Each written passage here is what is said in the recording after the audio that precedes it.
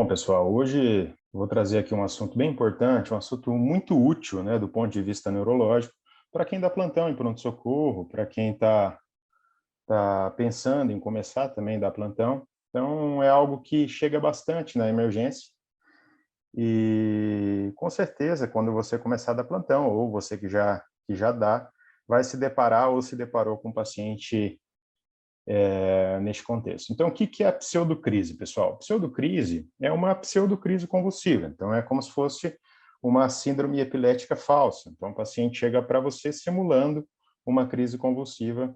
Na grande maioria das vezes, são simulações de crises generalizadas, crises tônico-clônicas generalizadas, tá? E esse paciente já é encaminhado para a sala de urgência, na suposta crise, né, ou no suposto status epiléticos, para que seja tratado, né? E existem algumas dicas, pessoal, para a gente poder tentar identificar esse paciente, né, essa pseudocrise, para não fazer, né, medicamentos ou não fazer aí tratamentos inoportunos, né, que não precisem, sem necessidade, já que os anticonvulsivantes são medicamentos um pouco fortes, né, medicamentos aí que agem no sistema nervoso central, e se você puder evitar, tá? Então, vale a pena, tá certo?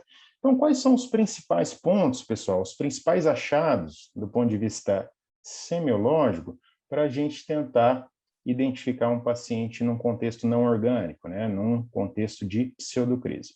Então, esse primeiro achado aqui é o opstótono. Eu acho que é do conhecimento de todos vocês, da semiologia básica, essa postura, tá? Então, vocês conseguem ver aqui o paciente que tem um apoio nos calcanhares, tá? E um apoio aqui na região do crânio, região dos ombros, formando um arco, né? O arco de Szekely. Então, formando esse arco, essa postura de opstótono. Isso é típico do tetanismo, né? Do tétano, ou da síndrome da pessoa rígida, do stiff man, ou stiff person syndrome. Mas um paciente que chega para você fazendo essa báscula de quadril e assumindo essa postura num contexto de suposta crise convulsiva, você tem que pensar numa pseudocrise, tá? Então, você vai palpar a região posterior, não tem nenhum tipo de rigidez que suscita, né, que suscite tetania, né, tétano ou uma síndrome de hiperestabilidade, como o stiff person. Na presença, então, na ausência dessa rigidez e na presença dessa postura, num paciente que chega simulando, né, numa provável simulação de crise convulsiva, você tem que pensar numa pseudocrise, tá? Então, o opstótono, aqui vocês conseguem ver um paciente assumindo essa postura. Essa foto aqui foi tirada, é uma das fotos de Charcot, do Martin Charcot, lá na Salpêtrière, em Paris, né? Aí uma das escolas da neurologia moderna, tá? Então, é o que quando começou a neurologia, e eles estudavam muito, né, essa parte. Charcot gostava muito dessa questão não orgânica, né, das síndromes histéricas, né, que ele chamava, dos pacientes que não apresentavam nenhuma alteração orgânica, e sim do ponto de vista funcional. Então, aqui é um opstótono de um paciente simulando para vocês, tá certo?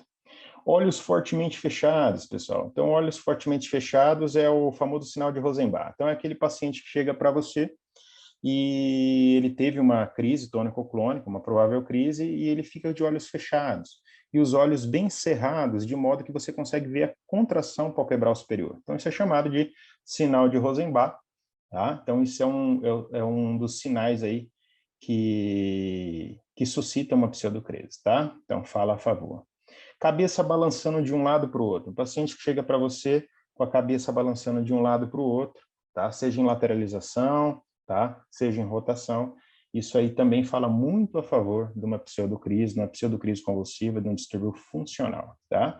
Movimentos pélvicos, né? Uma báscula de quadril, uma anteriorização do quadril. Então, é como se fosse isso, né? O paciente faz uma báscula, ele anterioriza o quadril, mas ele não assume essa postura de opstótono, tá? Ele anterioriza e faz essa báscula. É claro que existem síndromes convulsivas, né? Principalmente do lobo frontal, que a gente chama de crise hipermotora, que o paciente pode ter uma báscula de quadril, mas elas não são tão comuns, tá? E apresentam outros sucedâneos, aí, outros comemorativos das síndromes frontais, tá certo? Então, báscula de quadril é um dos achados aí que que nos remete a uma pseudocrise. A presença de choro, tá?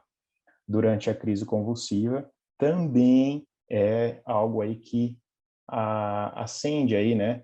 É um alerta aí, um alerta vermelho para uma pseudocrise. Então, aquele paciente que chega para você, está em crise, está chorando, ou logo depois da crise ele começa a chorar, né? Isso é típico de uma pseudocrise. O ato de gaguejar. Então, um paciente que começa a gaguejar, ele, ou no meio dos abalos, ou após a crise convulsiva, também suscita um quadro funcional. E outras dicas aqui do ponto de vista semiotécnico, né? São dicas bem úteis, que eu gosto bastante. Essa técnica do braço pendente, acho que isso todo mundo sabe, né? Quem dá plantão no pronto-socorro com certeza sabe isso, tá? A técnica do braço pendente é muito simples. O paciente que teve uma provável crise e ele entrou em um provável estado pós-ictal, teve um discreto rebaixamento do nível de consciência, que como se fosse um pós-ictal, e aí você estimula ele não acorda, você pega o braço do doente, né, e eleva acima da cabeça dele, então você tende a elevar o braço do doente, e solta esse braço, de modo que o braço tem uma queda, né, com a mão em direção